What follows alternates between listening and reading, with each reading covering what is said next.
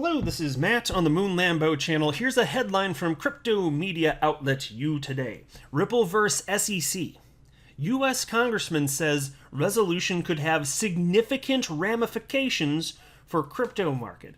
And so what's discussed within this article, in part, has to do with comments specifically surrounding the SEC, disastrous effects on, yes, of course, what's happening with Ripple and XRP specifically, but the broader crypto market. And these comments coming from Congressman Tom Emmer, who I've been a fan of for some time, speaking purely of what he's doing in crypto. And in fact, he's been very clear. And I'll show you in this article, because you got to get a feel for who this man is. He doesn't mince words. He says that XRP is not a security. So I'm going to share with you some of his thoughts on that, as well as a couple comments from Brad Garlinghouse. And some of those comments actually date back to last year, before the lawsuit happened, because it's just interesting to see the concerns that were voiced back then becoming reality. Also, I've got something that was written by Tom Emmer and a few of his colleagues having to do with that disastrous infrastructure bill and how it's been can potentially impact crypto, assuming everything's implemented the way that it's set to this point. So just know this, Tom Emmer. It doesn't matter if you're on the left or the right. When we're talking about crypto, this guy's a warrior, and he should be applauded for his efforts. He's definitely pro Ripple, pro XRP, and pro crypto in general. Now, I do want to be clear. I don't have a legal or financial background of any kind.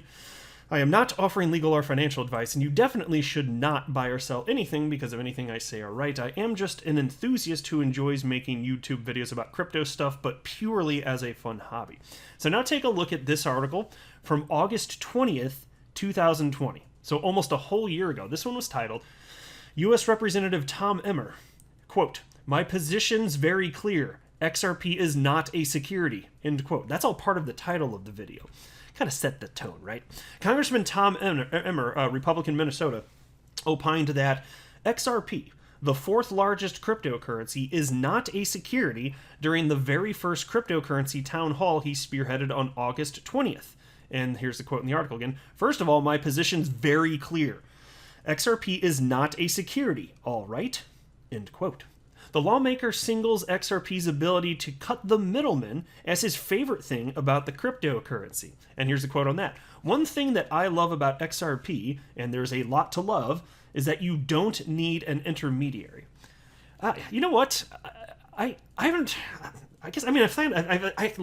acknowledge all sorts of things that are fantastic about XRP. I don't know if I've ever sat down and tried to pick out a personal favorite. I mean, because how could you even do that? Because are you talking about from the tech side or the way that's being implemented? If you're talking from a tech side, obviously, there's blazing speed, low transaction costs, almost no energy usage. From a functionality side, I love that XRP is being used in enterprise-grade software today, which is almost completely unheard of in the crypto space. There's over 8,000 coins, the vast majority of which do nothing, literally absolutely nothing. And so I don't know if I could actually narrow it down to one thing. There's all sorts of awesome stuff that's happening surrounding XRP and awesome stuff about it, the way that it exists and it built into decentralized exchange. There's another human. Actually, that could be much bigger than people are giving it credit for, because the XRP ledger having decentralized exchange built in, that can directly benefit XRP. If you're talking about a world where there is a large adoption in terms of tokens being issued on the XRP ledger, that does require the lockup of a small amount of XRP. And so in a world where there's massive tokens and a massive amount of NFTs, who knows? And it's an if, I acknowledge that, but if that happens, that would be very good for XRP itself. Anyway, the piece continues though. Ripple CEO Brad Garlinghouse, who took part in the event together with Circle CEO Jeremy Allaire and other industry luminaries, notes that it's been 2 years since the Securities and Exchange Commission declared that Bitcoin and Ethereum are not securities. So let's pause right there. Isn't it fun to see it worded like that? Because now we know that the SEC is pretending like they did not declare Bitcoin and Ethereum to not be securities. Their official position is that they have no official position, right? But a year ago it was written like this. And so here you have, and this is just one of an endless number of examples of there being confusion in the marketplace, because U Today, I think they mostly do a good job. They're not perfect. Nobody is. I'm not perfect. I try and do my best when I'm putting out accurate content, to put out accurate content when I'm putting my videos out, but nobody's perfect. As long as people operate in good faith, I'm always happy anyway. But here, like, this isn't precise, but they were operating in good faith. And a year ago, I would have read that, and it wouldn't have even registered as incorrect. Or at least not precise enough, like there's more to the story than that. But to state here that that Bitcoin and Ethereum are not securities, that's because the message that was put out in June of 2018 by William Hinman, it absolutely was identified by the entirety of the cryptosphere to indicate that the SEC's official position indeed is that Bitcoin and Ethereum are not securities. It's the SEC intentionally providing confusion because they didn't want to actually make it the case that that this is their position because they want to be able to argue whatever side they want, but they wanted it to be perceived that way. They sure did. At least William Hinman clearly did, which is why there's a little asterisk. He mentioned it briefly in his speech, but they saw how crypto media ran with the story. Oh, yes, they did. They knew that mainstream media and crypto media all took it as official decree that this was the SEC's position, and then they did nothing to try and correct that.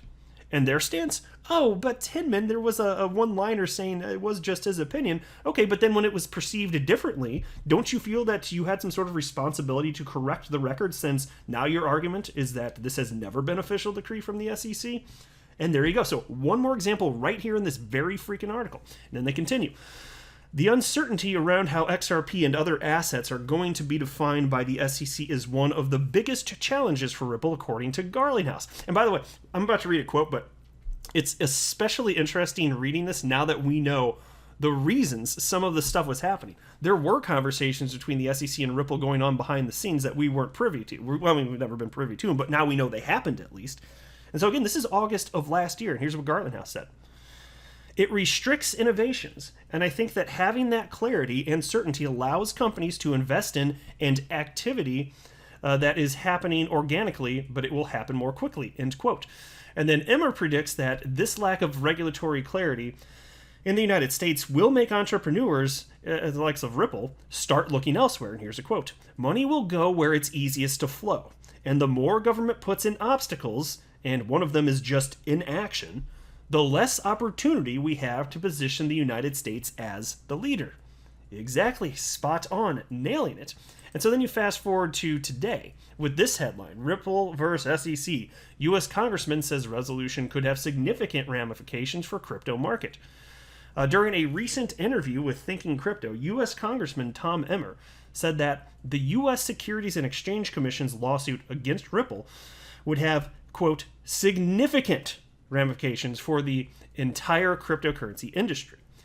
He, however, refrained from commenting on the outcome of the high-profile legal case since it is up to the court to resolve the disagreement between the two parties. The lawmaker from Minnesota believes that enforcement actions are not the best way of bringing regulatory clarity. Ding, ding, ding, hitting the nail on the head again. Back in August 2020, Emmer was one of the most crypto-friendly congressmen. He stated that XRP was not a security, just months before the SEC alleged the opposite in its damaging complaint. Yeah, and so, and it still is the case, obviously, that XRP certainly is not a security, but you guys have been following the story just like I have. You know why the SEC is doing this, I think, right? It seems very clear that it's a power grab and or a money grab. I think it's both in all likelihood. Probably the power is more important to these people. They don't have a shortage of money. They'll take more money, But I think the power side of this is more important to them. Like the types of people running this, some of them, it's not like everybody at the SEC is bad. I don't literally mean that. There are good people like Hester Peirce and Elad Roisman, clearly. But you get some of these people where it's just clear they're power hungry and they're not evenly distributing justice. They're very selectively picking and choosing who to go after. And if that's how you're behaving, my gosh. And I don't want to hear this argument about there's too many people doing bad things and you can't go after them all. No. That's not what I said. I said that you're picking and choosing very specific cases where if you look at technologically, for instance, what has happened with Ethereum, technologically in terms of becoming more decentralized, and the same with XRP. There are some very key similarities there, yet you go after Ripple and not the more popular, or at least bigger market cap cryptocurrency Ethereum. Like, it's crap like that. I understand you can't sue everybody. You'd love to sue everybody because reasons, but it's still, the way that you're distributing justice doesn't make sense, and I think any unbiased person could actually see that. And then there was this from Tom Emmer. This has to do with the infrastructure bill. I wanted to highlight this since I was already going to talk about him in this video. But he wrote, I, along with bipartisan blockchain caucus co-chairs Rep. Darren Soto, Rep. David Schweikert, and Rep. Bill Foster sent a letter to every single representative in the House raising concerns about the Senate infrastructure bill being paid for by our crypto industry. Exactly. So, and again, this is completely disgusting to me, but hey, politics, everybody. Infrastructure bill, about 9% of the proposed spending in the bill has to do with actual infrastructure. And then you get other things completely unrelated thrown into an infrastructure bill, like crypto regulation, which is apparently supposed to pay for the infrastructure, like the 9% that is infrastructure. It's really just a bunch of pork. That's the truth of it. But check this out. Bipartisan blockchain caucus co-chairs fix the crypto pay for. Crypto pay for. I had like a weird cadence with that. Fix the crypto pay for. As I was reading, I was like, "There's more to that, right?" No, there's not. Anyway, dear colleague. As bipartisan co-chairs of the Blockchain Caucus, we wanted to share additional information about and express our concern with Section 80603 of the Infrastructure Investment and Jobs Act as currently written. This provision establishes new IRS reporting obligations for non-custodial blockchain technology providers, entities who do not broker transactions and have no way to comply with such requirements. Left unchanged, this provision will have sweeping implications for crypto innovators in our country and further regulate innovation out of the United States. Middlemen who perform broker transactions, such as centralized cryptocurrency exchanges, are currently required and should comply with tax reporting obligations. However, Section 80603 of the Infrastructure Investment and Jobs Act expands the tax code's definition of broker to capture a vast range of entities in the cryptocurrency and blockchain ecosystem. Specifically, this provision could require non-brokers, like software developers and validators, pay attention here, miners, stakers, lightning nodes, etc., to collect personal information from users of blockchain networks. And so that's the reason that it was important to me, and should be important to you, I think, if you're an XRP holder. You're talking about the XRP ledger itself being attacked along with all sorts of other blockchains. Absolutely. In the United States, this would be very, very bad here. And so it is good to see that there are some people in Congress that are forward-thinking technologically and just being rational and just fighting the good fight to make their position known. And so I have confidence that what is right and just more likely than not will be done as it pertains to crypto. There are all sorts of people that do have interests in high up positions in the government, and yeah, there's all sorts of people in the government too that are anti-crypto. I get that, but there are enough in there already where I'm just sitting here thinking like, it's better than it was half a decade ago, because I don't think you would have seen vocal action to this degree from just about anybody half a decade ago. So this is still progress. Anyway, continues though. Importantly, non-custodial blockchain technology providers like validators and software developers are not middlemen between parties to exchange, do not have customers, and have no way to collect this information. As a result, the requirements of Section 80603, as currently drafted, could drive blockchain software development, cryptocurrency mining, and similar opportunities out of the United States. We also understand there may be other concerns with the cryptocurrency tax provisions that may impinge on Americans' privacy rights. Cryptocurrency tax reporting is important, but it must be done correctly. When the Infrastructure Investment and Jobs Act comes to the House, we must prioritize amending this language to clearly exempt non-custodial blockchain intermediaries and ensure that civil liberties are protected. Exactly. And so, in a general sense, if there are things that we can do to make things safer for participants, I'm not actually against that.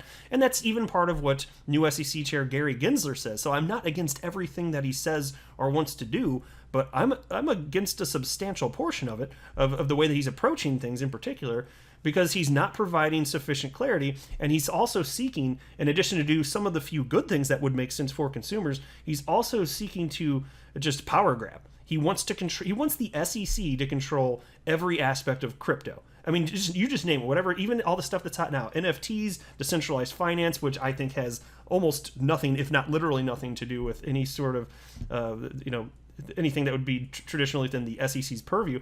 But here we are, and he's just grabbing and grabbing and grabbing. And so it is good to see people like this, the several people I cited here who wrote this together. It's good to see that they are fighting the fight.